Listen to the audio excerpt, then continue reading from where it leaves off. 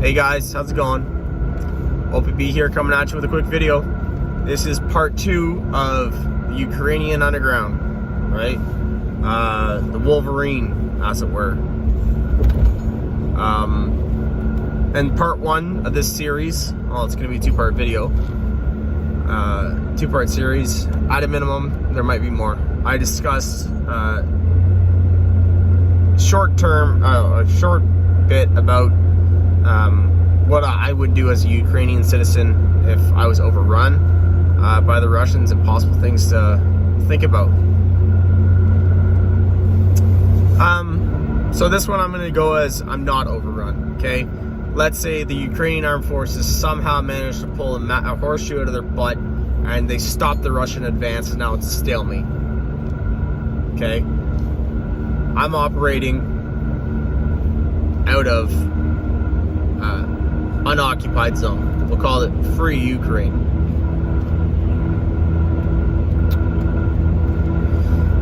What am I doing?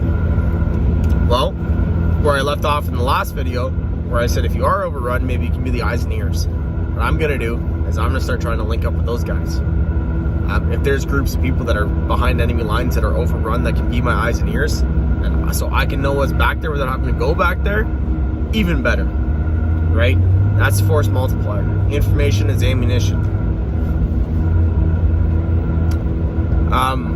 That being said, I'm gonna have to start thinking about, okay, I'm gonna have to get to them while I'm going there. Maybe you can't use radio broadcast. Maybe the runner comes back. Maybe the messenger comes back, right? Maybe that's your main source of communications, is runners, messengers, maybe stuff like that, right?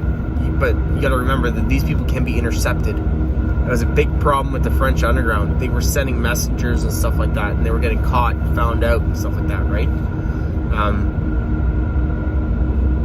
That's going to have to be considered. So while they're going there, hey, I got to be able to produce stuff to get to them.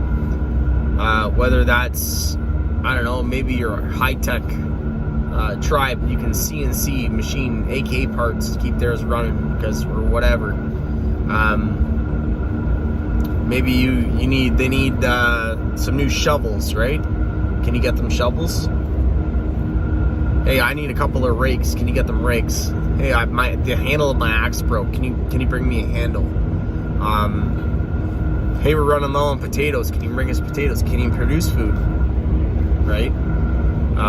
Things like this, logistics. You're going to have to build up. How are you going to transport these things without getting found out? See where I'm getting with this? You got to be able to do things small scale but efficient. Efficiency, I think, is key. Since you would be in the free zone, you might have access to more supplies. You might not, right? You might both have equally nothing. That's quite a possibility, right? Especially if they can't get supplies in from foreign nations when they're getting everything cut off. Okay? So that's that to think about. In terms of offensive actions, I think that you're better off to, yes, you're going to have to, potentially when the time is right. I think you should probably do what you can to support. Don't get involved, but don't get too involved, right? Don't overstretch yourself, because you never know. And overnight, you could not be the one that's overrun. If you do get overrun at that point, what do? Right? Do you switch gears into being, now that you're the eyes and ears, and the guys that you were the eyes and ears, that were your eyes and ears, are they hooking up with you? Or are you creating now a spider web of information points, right? Are you in this group going to go talk to this group over here, who's then going to relay the information back over here to this person, and then go contact Zaitsev up here, and he's going to create an offensive over here, or sabotage this, or, you see what I'm saying? Are you guys going to build that group together? Things to think about. I don't know exactly how far that would go, but that's where I would start.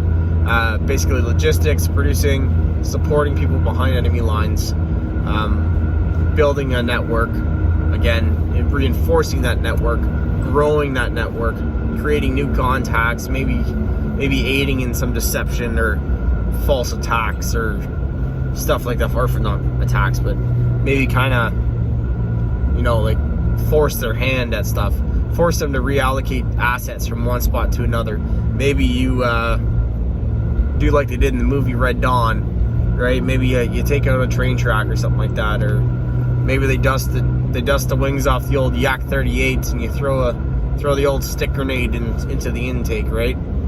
Make them increase security, because every troop that they increase security with is one less that they have to put on the front, right? In the long run, it's going to help.